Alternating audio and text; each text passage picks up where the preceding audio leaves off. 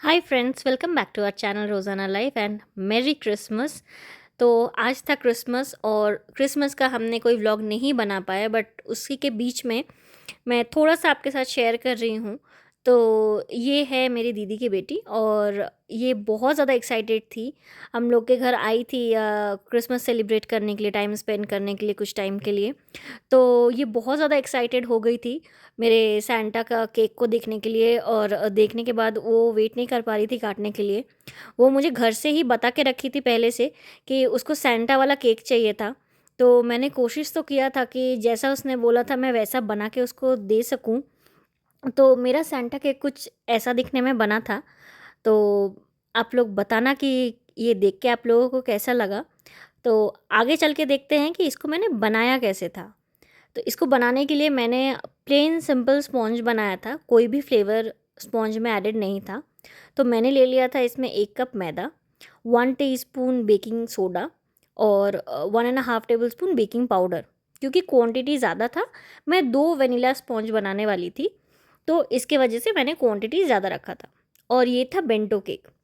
साथ में मैंने वेट इंग्रेडिएंट्स के लिए ले लिया था ऑयल, हाफ कप मिल्क और साथ में अच्छे से उसको बीट कर लिया था। और फिर दोनों ही इंग्रेडिएंट्स को मैंने मिक्स किया कट एंड फोल्ड टेक्निक के साथ में। मैंने पैन को ऑलरेडी रेडी करके रखा है, उसके उसमें पार्चमेंट पेपर लगा के।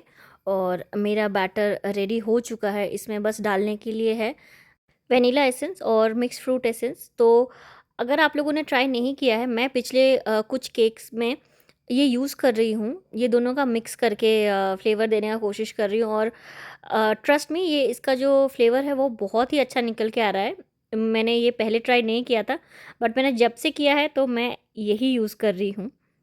तो मैंने ले लिया है ये बेंटो केक का पैन और इसमें मैं अपना बैटर पोर करके इसको बेक होने के लिए डाल दूँगी। मैंने बेकिंग के लिए ऑलरेडी ओटीजी को 15 मिनट के लिए 180 डिग्री पे प्रीहीट करके रखा है। और ये है मेरा दूसरा वाला बैटर भी, जो दूसरा वाला पैन भी जो रेडी हो चुका है। अब दोनों जाने को एकदम रेडी है ओटीजी के अंदर में। ये मैं बेक करूँगी ऑलमोस्ट 40 मिनट के लिए और ये मैं बेक करूँगी 170 डिग्री के टेम्परेचर पे।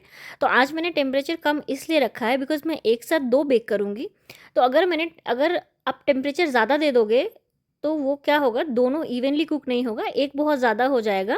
क्योंकि ओटीजी का अगर आपको पता है तो कोई भी एक सेक्शन जो होता है, चाहे लेफ़्ट, राइट, बैक साइड या फ्रंट साइड, कोई भी एक साइड हर एक ओटीजी का डिफरेंट रहता है।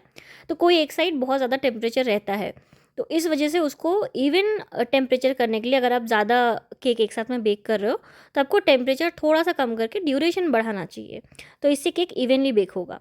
मैंने कूलिंग रैक पे केक को ठंडा होने के लिए रख दिया है और तब तक मैं बीट कर ले रही हूँ मेरा व्हिप्ड क्रीम, जिसके बाद कि मैं इसका क्रम्ब कोट करूँगी। क्रम्ब कोट करने के पहले इसको मैंने कुछ दिन से ये ट्राई करना चालू किया है कि व्हिप्ड क्रीम को बीट करके 1 घंटे लगभग फ्रीज़ करती हूँ। और तब तक क्या होता है कि जो स्पॉन्ज है वो भी रूम टेम्परेचर पे खुद से ठंडा होता है, बिकॉज़ अभी विंटर का सीज़न है। अदरवाइज़ आपको कम से कम 3 से 4 घंटे रूम टेम्परेचर पे ठंडा करना पड़ेगा। आप उसके पहले क्रम्ब कोट नहीं कर सकते। तो मेरा केक ठंडा हो चुका था और मेरा व्हिप्ड क्रीम भी फ्रिज में ठंडा हो रहा है। तब तक मैं इसका स्लाइसिंग कर लेती हूँ ताकि इसका मैं क्रम्ब कोट कर सकूँ। इसको मैं 3 लेयर में कट करूँगी और मैं जो 2 केक बेक कर रही थी आज, तो उसका रीज़न ये था कि मैं 2 क्रिसमस केक बनाने वाली हूँ। एक है जो कि सैंटा वाला है और एक है जिसका मैं वीडियो जल्द शेयर करूँगी, वो मेरे ऑर्डर का था, जिसमें क्रिसमस का जो रैथ होता है वो मुझे बनाना था। तो मैं वो भी जल्द शेयर करूँगी। वो एक ऑर्डर का था और मुझे काफ़ी डर लग रहा था बिकॉज़ ना मैंने कभी सैंटा का केक पहले बनाया है और ना ही कभी रात वाला केक बनाया है। बट मैं ट्राई कर रही हूँ कि ये पसंद का निकले और डिज़ाइन अच्छा सा आए, क्योंकि स्पॉन्ज में कोई प्रॉब्लम नहीं है। स्पॉन्ज तो बहुत ही अच्छा आ रहा है, आप टेक्सचर देख सकते हो। प्लस मैंने इसका जो फिलिंग है उसको स्ट्रॉबेरी फिलिंग रखा है, तो इसलिए मैंने स्ट्रॉबेरी सिरप, शुगर सिरप के साथ स्ट्रॉबेरी मिक्स करके डाला है, तो इसलिए इसका कलर पिंक है। और साथ में मैं क्रम्ब कोटिंग के लिए व्हिप्ड क्रीम को हर एक लेयर पे लगा रही हूँ। बट इसमें एक चीज़ ये है कि मैं इसमें स्ट्रॉबेरी जो पल्प है वो एक्स्ट्रा करके दे रही हूँ, ज़्यादा करके, ताकि वो फ़ील जो है वो बहुत ज़्यादा स्ट्रॉबेरी का आए। क्योंकि दीदी को बेटी को स्ट्रॉबेरी केक बहुत पसंद है। लास्ट टाइम भी अगर आपने देखा है तो जो एनिवर्सरी केक मैंने दीदी के लिए बनाया था उसमें भी मैंने स्ट्रॉबेरी फ्लेवर ही रखा था, बिकॉज़ उसने बोला था कि स्ट्रॉबेरी फ्लेवर ही उसे चाहिए। तो अगर आपने नहीं देखा है तो आप प्लीज़ जाके हमारे चैनल पे देखो। एनिवर्सरी का जो केक मैंने बनाया था वो लगभग 1.5 पाउंड का था, और उसमें डिज़ाइन भी जो था वो मैंने, और 2 टायर केक था, वो भी मैंने फ़र्स्ट टाइम ही ट्राई किया था और वो बहुत ही सुंदर निकल के आया था। तो मेरे तीनों लेयर केक पे मैंने व्हिप्ड क्रीम लगा दिया है, और साथ में अब मैं इसमें जो मेरा स्ट्रॉबेरी पल्प है फ्लेवर के लिए, मैं अब वो इसमें डालूँगी। मैं बचपन से ही क्रिसमस को लेके हमेशा बहुत एक्साइटेड रहती थी, और हमेशा से लगभग पिछले 4-5 साल से मैं जब भी क्रिसमस का टाइम आता था, मैं देखती थी लोग कितने सुंदर-सुंदर क्रिसमस के केक बनाते हैं।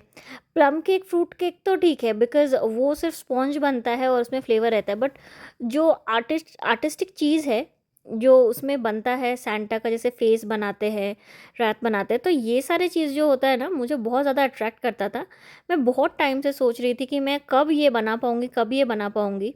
बट क्योंकि मैंने बेकिंग अभी जस्ट स्टार्ट किया है 2-3 महीने पहले से, तो इस वजह से मैंने सोचा कि क्रिसमस जब पास है, तो क्यों ना क्रिसमस का केक बनाया जाए। तो इसीलिए मैंने पूछा था दीदी से, तो ऑब्वियसली उनकी बेटी ने बोला कि उसको सैंटा फेस वाला केक चाहिए, और मैं भी सुन के बहुत खुश हो गई थी बिकॉज़ मुझे खुद भी वही बनाना था। तो वो लोग मेरे घर भी आने वाले थे ये सेलिब्रेट करने के लिए, तो मैंने सोचा यही वो टाइम है जब मैं अपना भी ख्वाहिश पूरा कर लूँ, मैं भी एक बार बच्चे बन जाऊँ सैंटा का फेस बना के। तो इसलिए मैंने बोला ठीक है, मैं बनाऊँगी। और ये बनाते टाइम एक्चुअली वो यहीं पे खड़ी थी, और वो बार-बार मुझसे पूछ रही थी कि कैसे बना रहे हो? क्या कर रहे हो? कौन-सा कलर डालोगे? कहाँ पे डालोगे? वो बहुत ज़्यादा एक्साइटेड थी ये देखने के लिए कि कैसा बन रहा है, और इस वजह से उसने कुछ सारा खेलना अपना बंद करके वो सिर्फ़ मेरे पीछे देख रही थी कि मैं कैसे करके केक बना रही हूँ। तो जब मैंने ये क्लिंग रैप करके क्रम्ब कोट करके फ्रिज में डाल दिया, वो थोड़ा-सा मायूस हो गई कि केक अभी नहीं बनेगा। तो फिर मैंने उसको समझाया कि कम से कम ये 2 से 3 घंटा इसको फ्रिज में ठंडा होना चाहिए, नहीं तो फिर वो केक कट नहीं कर पाएगी। मुझे उसको कहानी बना के थोड़ा बताना पड़ा।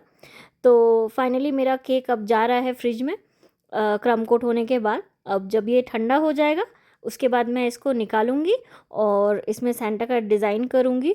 तब तक मेरे से भी इंतज़ार नहीं हो रहा है, मैं उस बच्ची को क्या ही बोलूँ।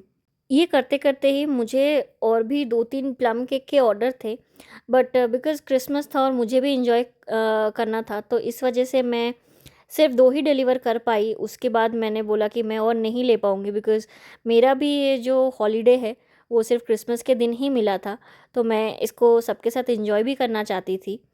तो मेरा केक क्रम्ब कोट करने के बाद ठंडा होके रेडी होके आ गया है। अब मैं इसका कर रही हूँ फाइनल जो कोटिंग है, या फिर जो डेकोरेशन आप बोल सकते हो, आइसिंग जो है टॉप का, मैं वो कर रही हूँ। तो इसके लिए मैंने प्लेन व्हिप्ड क्रीम वाइट वाला ही रखा है, और क्योंकि मेरा आज क्रीम थोड़ा-सा पतला हो गया था, मतलब थोड़ा-सा सॉफ्ट हो गया था, क्योंकि मैं क्रम्ब कोट करने के बाद क्रीम को फ्रिज में रखना भूल गई थी इस वजह से। और इसी वजह से आप देख सकते हो कि मुझे इसको हैंडल करने में थोड़ा-सा डिफ़िकल्टी आ रहा था। बट बहुत लेट हो चुका था, तो मुझे ये केक बनाना ही था। इस वजह से मैं इस पे ही काम कर रही थी, और ऊपर पे मैंने दिया एक बहुत ही लाइट टेक्सचर का जो स्किन कलर होता है, उसका एक कोटिंग जस्ट टॉप लेयर के लिए, ताकि वो सैंटा का फेस में आ सके। और फिर मैं पूरे केक को, जो पूरा राउंड शेप है, उसमें एक डिज़ाइन कर रही हूँ, ताकि वो उसका ओवरऑल आउटलाइनिंग बने। उसके बाद फिर मैं इसका बाकी फेस पूरा बनाऊँगी। ये बनाते टाइम तो मेरा हार्ट बीट कितना था वो मैं ही बता सकती हूँ, बिकॉज़ मैं नहीं चाह रही थी कि ये ख़राब हो, बिकॉज़ वो बच्ची का भी मन उदास हो जाएगा, उसके साथ-साथ मेरा भी, क्योंकि मैं खुद बहुत सालों से चाहती थी कि मैं ये क्रिसमस केक सैंटा फेस वाला बनाऊँ। मुझे बहुत अच्छा लगता था जब मैं किसी का वीडियो या फिर फ़ोटो में देखती थी। तो ये मैंने कर दिया पाइपिंग उसके कैप के लिए और बाकी फेस के लिए, और मैं यहाँ पे डिज़ाइन कर दिया है उसका मूस्टैच सैंटा का, और उनके जो बियर्ड है उसको मैं ऐसे स्वर्ल से डिज़ाइन कर रही हूँ। सब अपना-अपना डिज़ाइन यूज़ करते हैं, जिनको जैसा अच्छा लगता है। मैंने सोचा था कि मैं ऐसा करूँगी, तो मैंने ये पूरा जो उनका बियर्ड का स्पेस है उन उसको स्वर्ल से भर दिया था, और साथ में ही अब बारी है कि इसका मैं कैप बनाऊँ। तो सैंटा का कैप बनाने के लिए मैंने यही सेम व्हिप्ड क्रीम में रेड कलर थोड़ा मिक्स कर लिया था और उससे मैं ये कैप बना रही थी। तो कैप के लिए मैंने जस्ट नॉर्मल जो एक फ्लावर शेप का होता है, जस्ट नॉर्मल डॉट, वो यूज़ कर रही हूँ। बहुत लोग बहुत तरीके का डिज़ाइन यूज़ करते हैं। आप जब बना रहे हो, आपको जो भी डिज़ाइन आपको इजी लगे या ज़्यादा अच्छा लगे, आप वो यूज़ कर सकते हो। मैंने ऐसा यूज़ किया। यहाँ पे मेरे क्रीम ने धोखा दिया, थोड़ा सा वो ख़राब हो गया था, फिर मैंने उसको कवर अप किया और बाकी के जो स्पेस थे उसको फिलअप किया। यहाँ तक तो जब मैंने कर लिया तो मुझे लगा कि हाँ, ये हो गया है। अब मैं इसका आईज़ भी दे दूँगी तो फाइनल हो जाएगा। तो मैंने आईज़ दे दिया था, इनका थोड़ा टंग भी बना दिया था।